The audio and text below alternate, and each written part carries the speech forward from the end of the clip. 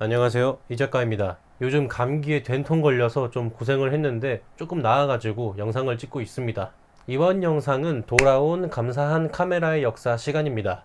지난 영상에서는 노출계의 역사에 관해서 알아봤는데 궁금하시다면 위에 카드를 눌러서 시청하시기 바랍니다. 지난 노출계의 역사 시간에는 옛날 사람들이 정말 이렇게 해서라도 사진이 찍고 싶었구나, 이 사람들 덕에 우리가 이렇게 편하게 사진이랑 영상을 찍고 있구나 하는 생각이 드는 역사를 볼 수 있었습니다. 오늘은 전문가나 일반인조차도 아주 퀄리티가 높은 영상이나 사진을 촬영할 수 있게 해주는 가장 핵심적인 요소, 이미지 센서의 역사에 대해서 알아보겠습니다.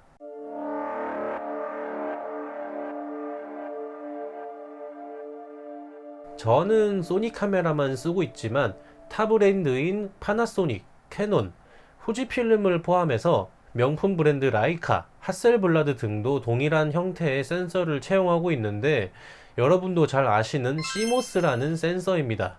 이 이미지 센서의 역사는 반도체 기술의 역사와 같은데요. 현 시대의 카메라에 입문하시는 분들은 크롭 센서, 풀프레임 센서만 있는 줄 아실 수도 있어서 조금 더 현재 센서들에 대해 말씀드리면, 소니는 최대 센서 크기가 35mm 포맷인 가로 36mm, 세로 24mm인데 이게 바로 풀프레임 센서입니다.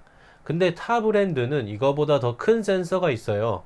후지필름의 GFX 100 모델이나 하셀블라드의 유명한 중형 미러리스들은 가로 43.8mm, 세로 32mm의 55mm 포맷 센서를 사용합니다. 이렇게 큰 센서들이 탑재된 카메라들은 기본 5천만 화소에서 1억 화소가 넘는 스펙을 가지고 있고, 이 때문에 가격이 기본 700만 원에서 1000만 원은 거뜬히 넘습니다. 물론 브랜드 거품 가격도 있겠지만 브랜드 값을 뺀다고 하더라도 여전히 비쌀 거예요. 영상에서는 고화소가 크게 필요하지 않기 때문에 이런 55mm 포맷 센서 같은 거는 사진을 찍는 스틸 카메라들에 사용하는 센서라고 보시면 되겠습니다. 결과물들은 뭐 말할 것도 없이 엄청나죠. 자, 그럼 현재 우리가 편하게 누리고 있는 이 CMOS 센서는 어디서부터 온 걸까요? 지금 기준으로 10대나 20대이신 분들은 잘 모르실 텐데, 라떼는 말이죠, 벽돌폰, 흑백폰을 거쳐서 카메라로 사진을 찍을 수 있다는 사실에 세상 정말 좋아지고 있다라고 느낀 시절, 벨소리가 16화음, 32화음이 된다는 사실에 깜짝 놀랐던 시절이 있었어요. 핸드폰 얘기를 왜 하냐면 휴대폰 카메라 센서도 CMOS 센서이기 때문이죠. 그러니까 이 역사가 좀 같은 맥락에 있다, 이렇게 보실 수도 있습니다.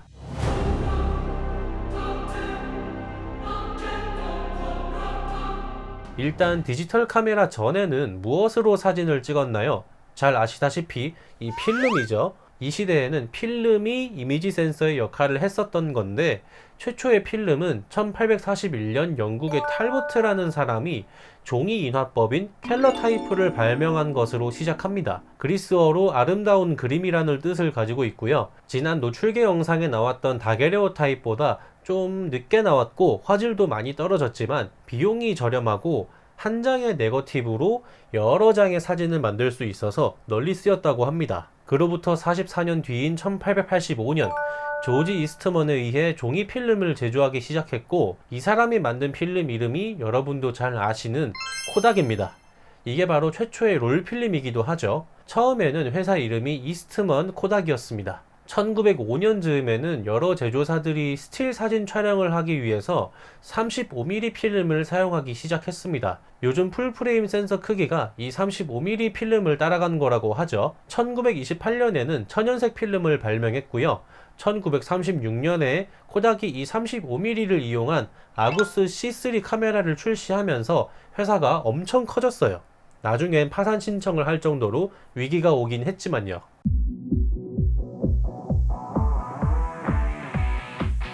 이 다음 우리가 반도체 이미지 센서를 얘기하기 전에 TLR이라고 불리는 이한 반사식 카메라나 SLR이라고 불리는 카메라를 잠깐 얘기할게요. 센서와 관계가 없는 것 같아서 빼려다가 반도체 이미지 센서의 역사 전에 이런 카메라들이 거쳐갔기 때문에 아시는 것도 나쁘지 않을 것 같아요. TLR은 트윈 렌즈 리플렉스 카메라의 약자이고요.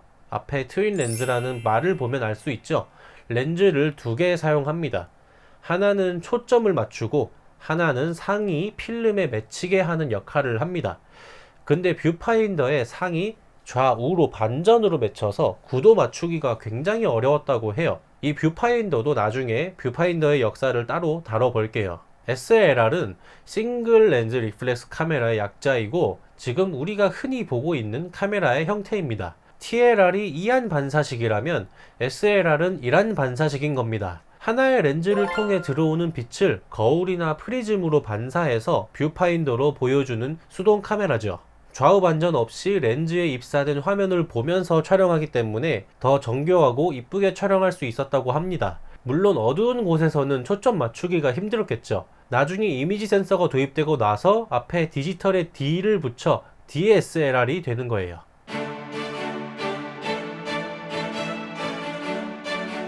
자, 아직까지는 필름을 쓰고 있어요. 이제 1963년 페어차일드 세미컨덕터라는 반도체 회사의 프랭크 메리언 왕글라스라는 사람이 시모스라는 회로 기술을 고안합니다. 치탕 톰사라는 이 중국 사람과 1963년 국제 솔리드 스테이트 회로 회의에서 이 시모스 기술을 발표했어요. 그러니까 이 시모스라는 건 센서 이름이 아니고 반도체 회로 기술의 명칭인 거예요. 이 다음 최초의 반도체 이미지 센서는 1969년에 나오는데 윌러드 스터링 보일이라는 캐나다 사람과 조지 에루드 스미스라는 미국인이 발명한 CCD 센서였습니다. 이 CCD 센서가 바로 TV 방송을 위한 최초의 디지털 비디오 카메라에 사용된 센서이자 모든 것의 시작이라고 볼 수 있습니다. 1985년에는 일본의 올림푸스의 나카무라 스토무 팀에 의해서 엔모스 액티브 픽셀 센서인 APS 센서가 발명됩니다. APS라는 명칭도 나카무라라는 사람이 만들었는데 일반적으로 CCD와 비교해서 빠른 속도 및 확장성과 낮은 전력 소비, 이미지 지연이 적었고 제조시설 필요량이 상대적으로 적었습니다. 잠깐! 여기서 APS 센서는 액티브 픽셀 센서이고 우리가 흔히 듣는 APS-C 크롭 센서는 어드밴스드 포토 시스템입니다. 필름 카메라를 쓰던 시절 카메라 바디 안에 내장된 135mm 포맷의 절반 정도 크기의 필름에 사진을 기록하던 방식입니다. 전용 마운트가 아닌 상태에서 기존 35mm 렌즈를 장착하니까 화각이 좁아지는 현상이 발생했고 사람들은 크롭 효과가 난다고 해서 크롭 센서라고 불리게 되었습니다. 크롭 센서는 APS-H, APS-C, APS-P 세 가지로 분류되며 가장 많이 쓰는 것은 1.5배 크롭이 적용되는 APS-C 타입입니다. 이 다음 시모스 능동 픽셀 센서가 1993년 나사 제트 추진 연구소의 미국인 에릭 포셈 팀에 의해 개발되었어요. 엔모스나 시모스에서 이 모스라는 게 메탈 옥시드 세미컨덕터의 약자인데 상보형 금속 산화막 반도체라고 합니다. 재현이 일로 와. 아빠랑 같이 찍자. 재현이 출연이야.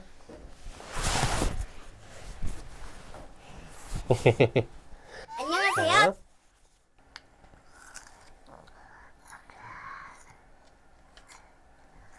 자, 시작. 상보형이라는 건 극성이 다른 트랜지스터끼리 접속한 회로를 뜻하는데 일단 너무 어려우니까 이 시모스 회로와 CCD 센서의 발명이 엄청난 카메라 시대의 막을 열었다. 우린 그냥 이렇게만 이해합시다. 그냥 이렇게만 이해합시다. 알았어요? 응? 왜 뒤에 몰래 뛰어? 먹느라 정신없어? 응. 아무튼 이 시모스를 1967년에 특허를 내서 승인되었는데 RCA라는 전자회사가 코스모스라는 상표로 이 기술을 최초로 상용화했습니다. 그러니까 이게 처음에는 시모스가 아니고 코스모스였어요. 근데 다른 업체들이 이름 바꾸자고 강요해서 1970년대 초에 시모스라고 표준 이름이 지어졌다고 합니다. 왜 남이 지은 이름에다가 그렇게 회박을 놓는지는 잘 모르겠지만 우리 입장에서도 코스모스보단 시모스가 좀 더 멋있게 보이기는 하네요.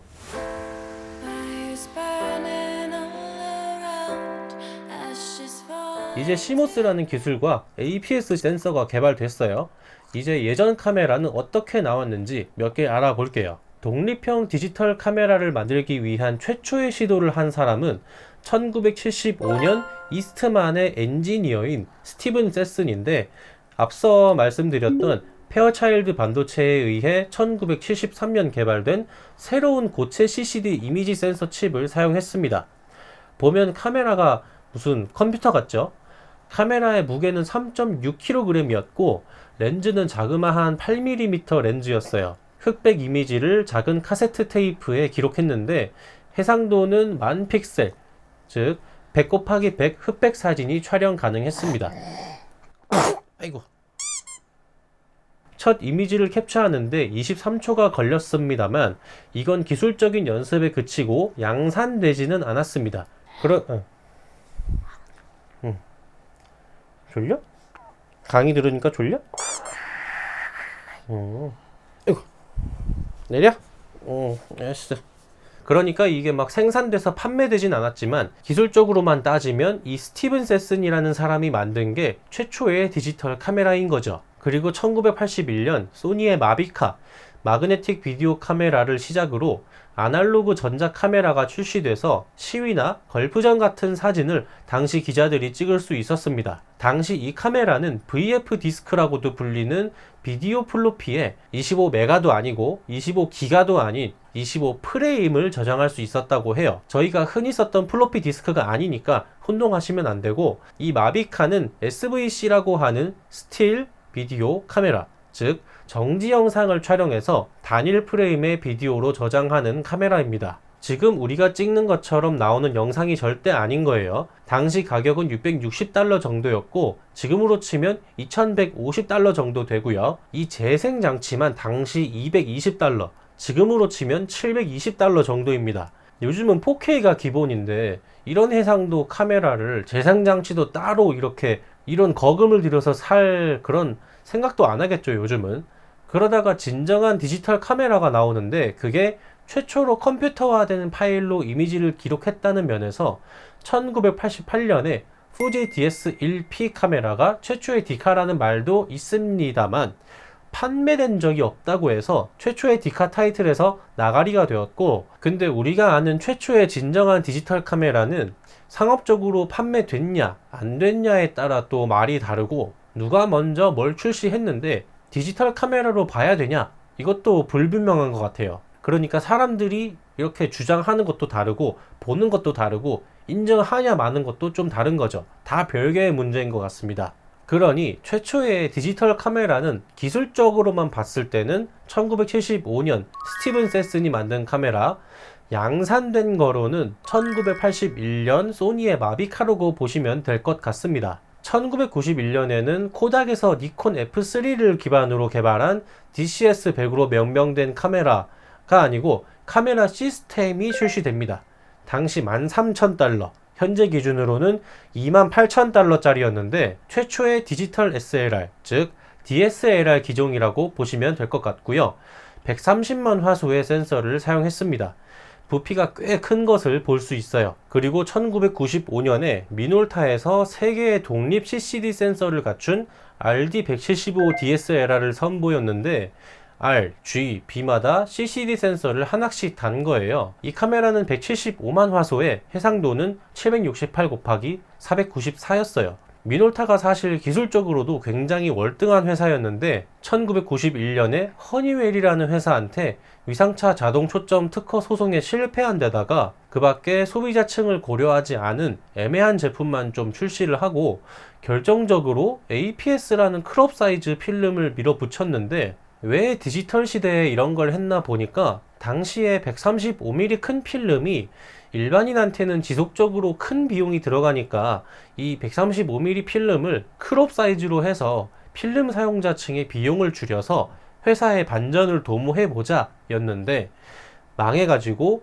코니카한테 먹히고 소니한테 먹혔던 거죠. 필름 고집하다가 디지털 카메라 시대에 쓸려 나간 거죠. 근데 미놀타라는 회사가 기술이 워낙 좋고 존재감이 컸었어서 삼성과 소니의 기술력에 영향을 미쳤다라는 게 정설이고 사실이라고 합니다. 지금은 미놀타를 중고로만 볼 수밖에 없어졌지만요. 1999년에는 274만 화소의 니콘 D1이 출시되었고 이게 완전히 처음부터 개발한 최초의 DSLR이었는데 당시에 $6,000, 지금으로 치면 $11,600 정도의 비용으로 구입할 수 있었습니다. 당시 니콘 F 마운트 렌즈를 사용했는데 필름 사진가들이 이미 본인이 가지고 있던 것도 사용할 수 있다는 게 장점이었어요. 이런 식으로 디지털 카메라는 쭉쭉 발전해 나갔고 2003년 이후로는 디지털 카메라가 필름 카메라를 앞질렀습니다.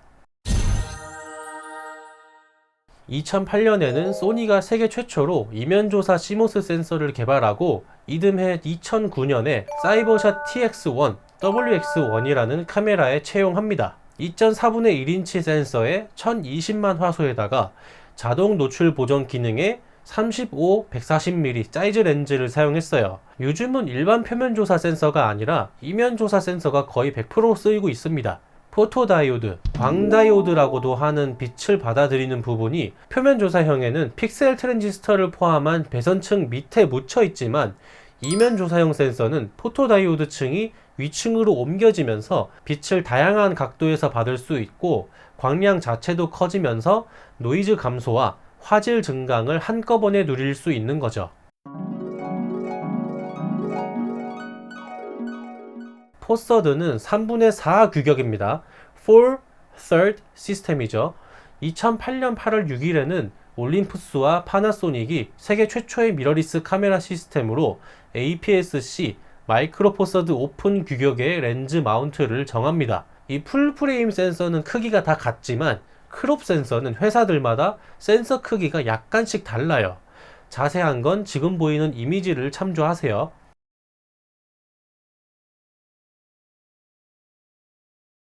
APS 센서가 성능으로만 보면 풀프레임 센서보다 떨어지지만 제조사에서 밀기도 하고 사람들한테 인기도 있는 이유는 몇 개 있는데, 첫째는 당연히 돈입니다.